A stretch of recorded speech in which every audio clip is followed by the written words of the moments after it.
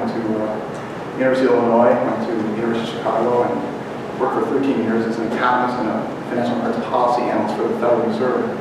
And I recently, about a year ago, started working with Truth in Accounting, a nonprofit started in 2002 by Sheila Weinberg, a very hard-working woman who was concerned about federal government finances.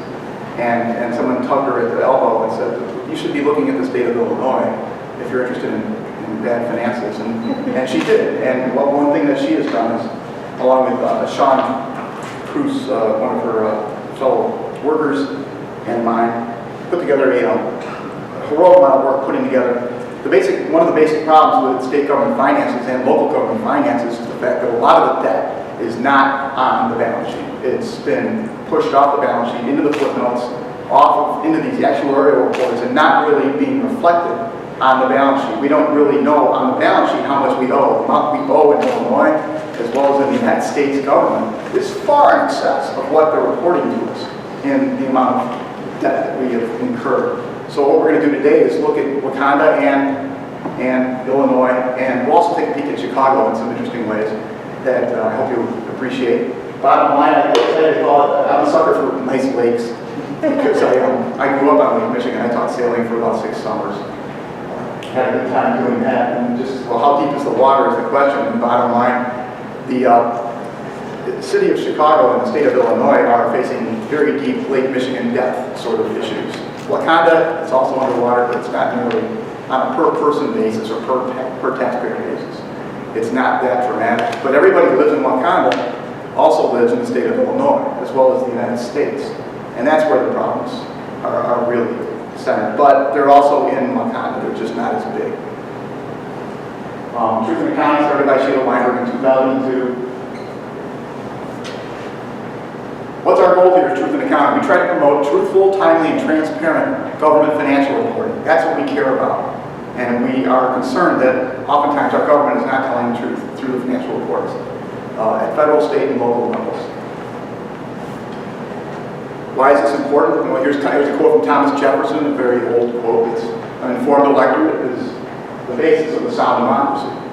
And the bottom line is, how do you vote in an informed way if you're not really being told the truth about your finances?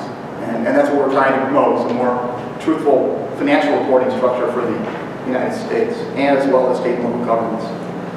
That this stuff is rooted, importantly, in the U.S. Constitution, which Article 1, Section 9 includes a clause, no money shall be drawn from the Treasury, but in consequence of appropriations made by law, and a regular statement and account of the receipts and expenditures of all public money shall be published from time to time. That's the basic constitutional provision in the United States Constitution underlying federal financial reporting.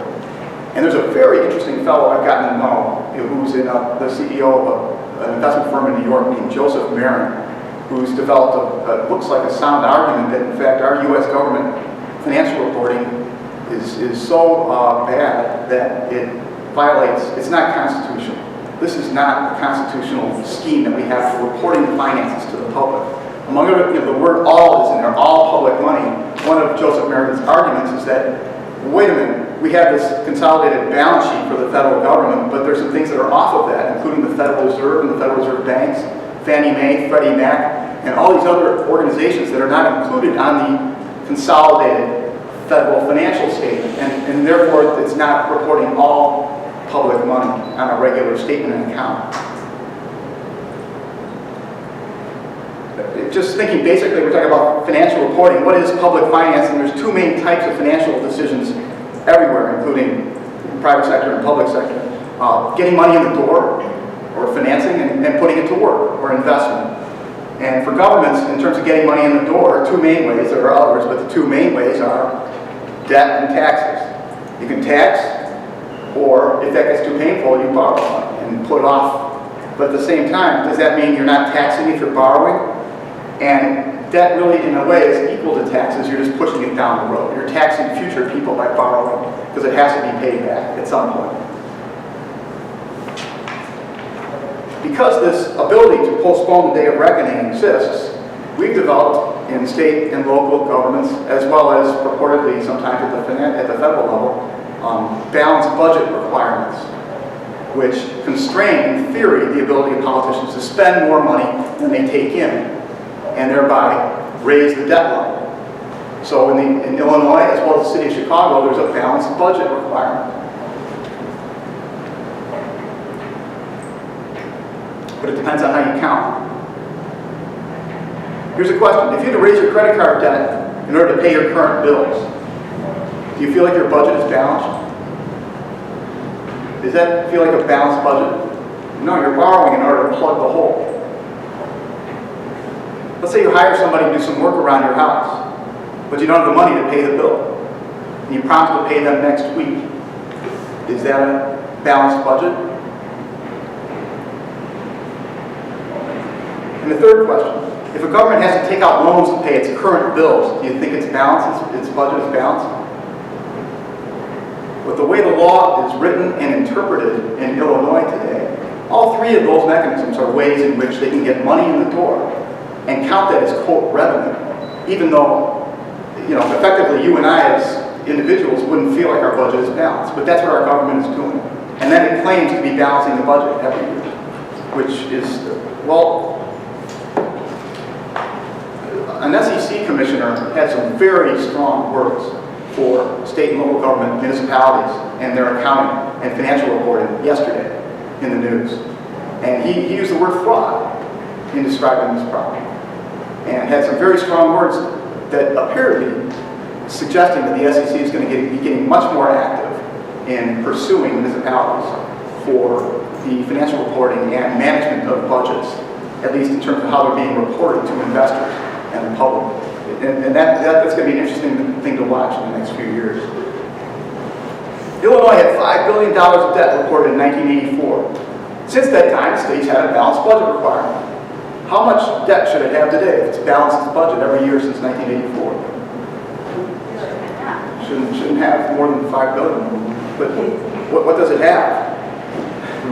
And the way we're going to talk a little bit about how truth in accounting looks at the world, but in taking out capital assets and the debt related to capital assets, and looking at the assets that are available to pay bills versus what those bills are, including the off-balance sheet debt, the shortfall is north of, or close to $170 billion right now in the state of Illinois. It's a massive number.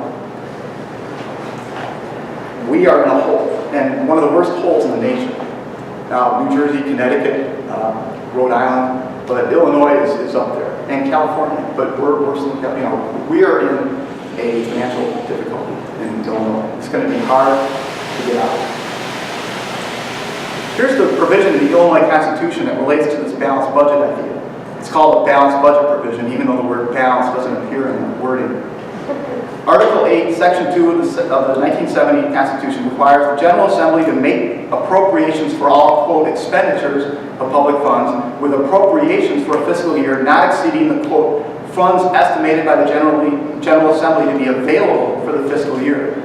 But if you can count the anticipated borrowing proceeds as funds estimated to be available, that's a way to balance your budget, at least, and be consistent with the Constitution in Illinois. Unfortunately, it's not really balancing the budget. You're borrowing and pushing the problem down the road.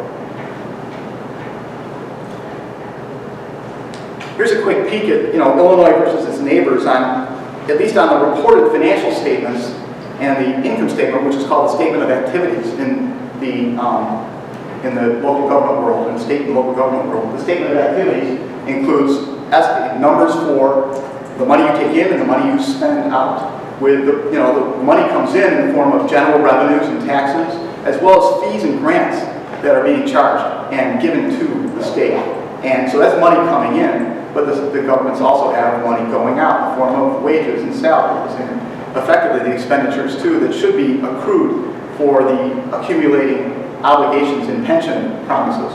We'll get to that in a minute. But here's, at least according to reported data, since 2005, for this period, Illinois, granted, we went into one of the worst economic recessions since the Great Depression. It's been a difficult environment financially for the governments.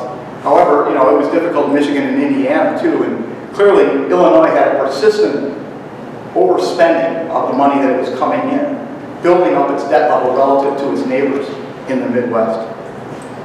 In turn, this is our measure, and we'll talk a little bit about how it's constructed of something called taxpayer burden.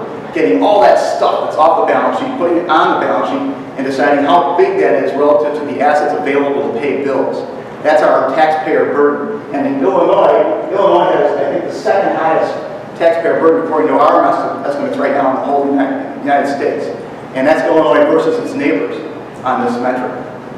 Have you ever heard the saying in economics, correlation is not causation?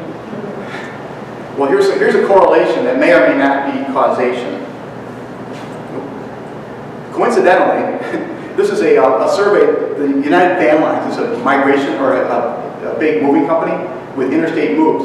And this is the share of inbound and outbound moves, the net outbound shipment percentage for Illinois versus its neighbors. Illinois had the second highest in the nation number of people, or the share of the outbound moves that were outbound in total shipments, according to United Van Lines. People are leaving the state. Coincidentally with the problems that we're having, not just in terms of the prospects of future taxes that are out there, but the quality of government services has taken a hit. In addition, because of our financing, you can see that in a few things. For instance, there are surveys of nonprofits that contract with the governments in order to provide social services to poor people. And the Urban Institute recently came out with their second results from a study that showed that the states, they had a percentage of nonprofits reporting a big problem with late payments from the state in order to be able to provide the services that the nonprofit is providing. Illinois was number one in the nation by far in terms of the number of people reporting that they were getting slow payments from the state. And in turn, they can't provide the services like they could be able to if the Illinois was. So here's one more. Remember, in terms of that balanced budget, that net revenue idea that I brought up? This is the frequency of real balanced budgets and putting all 50 states into 8 buckets. There's one state in that bucket number 1 that only did it once in the last 8 years, only really balanced their budget once. And there's one state in that bucket number 2, that's New Jersey. And then there's and then in turn, all those, you can see that the more often you really balance your budget, the more likely it is that you have a lower taxpayer burden, a lower debt level. And Illinois is the one that's in bucket number 1 in that chart. Illinois is not only in bad shape financially, but they take time to tell you. We believe in truthful, timely, and transparent financial reporting and truth in accounting. Illinois is one of the slowest states in the nation in releasing its annual financial report. It takes almost a year, historically, for the state to develop and produce an audited financial statement for the state government. It's getting better in recent years, though. All right, let's take a look quick at 3 cities in the Midwest. Here's Indianapolis. Remember that net revenue measure? And you can see the hit that Indianapolis took in 2009, which was one of the worst years economically since the Great Depression. It's not necessarily evil that they had a problem. They're struggling to recover. They haven't gotten back to that balanced budget level yet. Now, let's compare Indianapolis to Detroit. Let's see what, Detroit has just entered bankruptcy. And so let's take a peek at that difference. And Indianapolis looks a little better by comparison compared to Detroit, which makes some sense. But Detroit is in dire straits and in bankruptcy court as we speak. Detroit couldn't look better than Chicago, could it? Oh, goodness. Chicago's the number on the bottom. And that's the city that tells you that they balance their budget every year, as required by state law. How does this happen? And the amount of debt, in turn, over that period, here's Chicago's total reported debt on their comprehensive annual financial report, rising rapidly in the last 8 years. That's just the reported debt. The off-balance sheet debt is equal to or greater than the reported debt because of the pensions and the post-retirement health care benefits that they have. One thing that's very interesting and or scary about that situation, rising debt equals rising interest expense, and that's a huge increase during a period when interest rates are falling, which should be helpful for you. And yet, even so, Chicago is incurring a great deal of interest expense, despite the fact that we're having declining interest rates. All right, with that bleak background, let's look at Wauconda. I'm using some of these same metrics. How does Wauconda look? Basically, only truly, quote, balanced its budget in 4 of the last 9 years.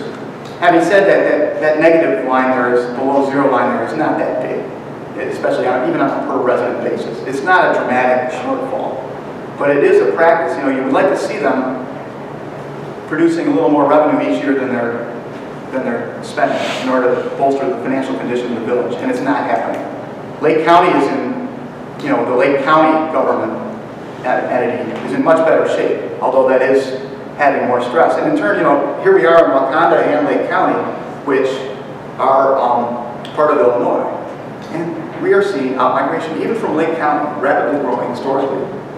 Lake County, we're seeing outmigration from the Chicagoland area at large, in part because of this financial difficulty. Here's Wauconda's long-term debt. So this is bonded debt obligations, which is going from a very small number, around $2.5 million, rising significantly, or over 10 times by 2013. They're getting more money in the door by borrowing it long-term, which may or may not be. Sorry, go ahead. Lake Michigan Water. Yep. Okay. One of the problems when you do that, you have these long-term debt obligations. They're long-term until they aren't. That stuff becomes due at some point. And the current portion of long-term debt, which can be a source of stress financially, is rising faster in Wauconda than the long-term debt. Those bills are coming due sooner and sooner, and that's going to be a source of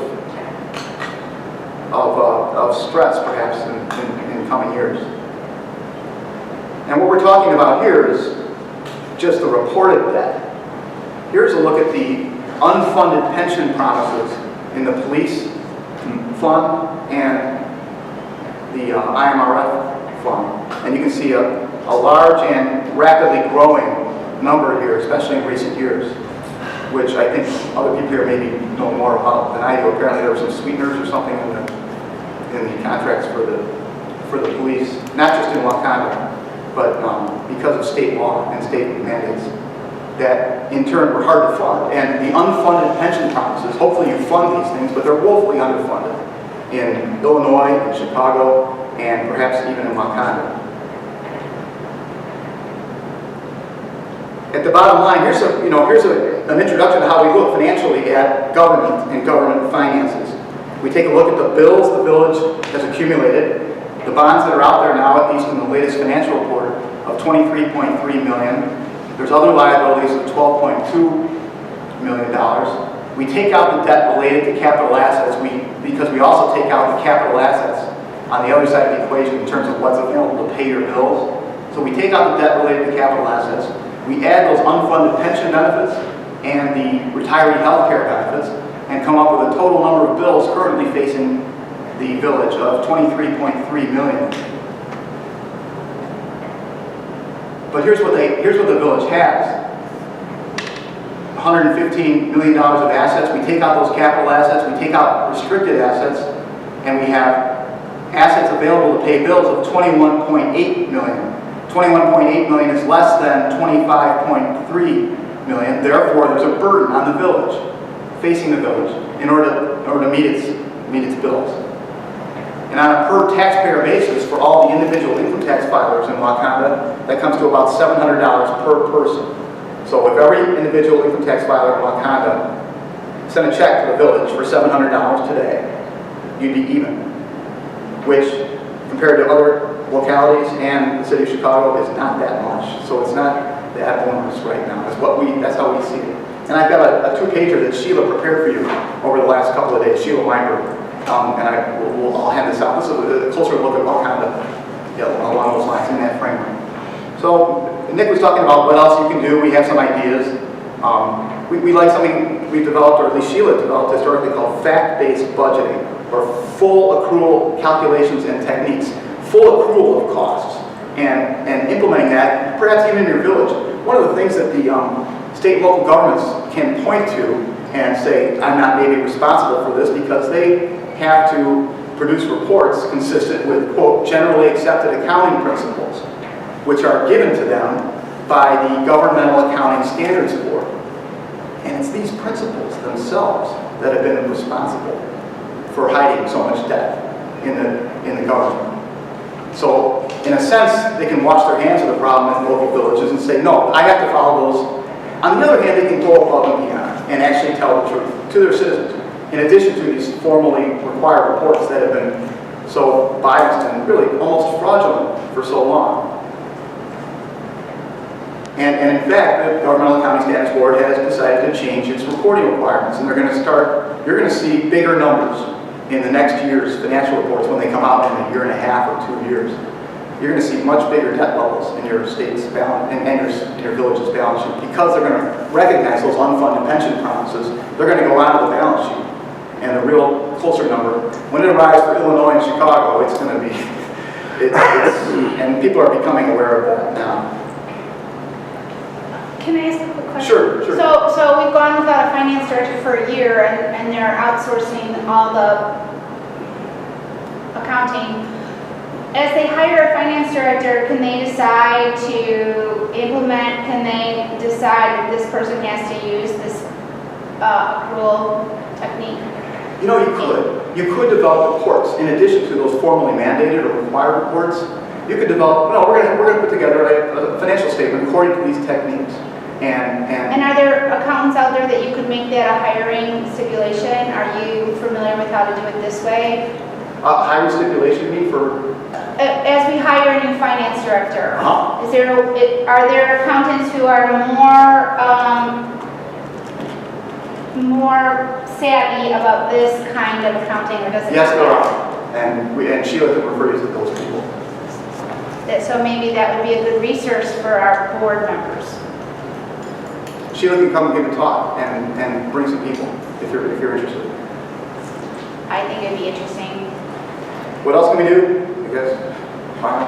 Yeah. In general, not just in Wauconda, but in the United States. It's unfortunate we have as untruthful reporting as we do and demand the truth. Thank you very much for listening. Thanks, Bill. Thank you so much, Bill. I'm sorry I didn't give the speech, but it was definitely, and it's definitely going to reach I think it'll definitely be reaching our people.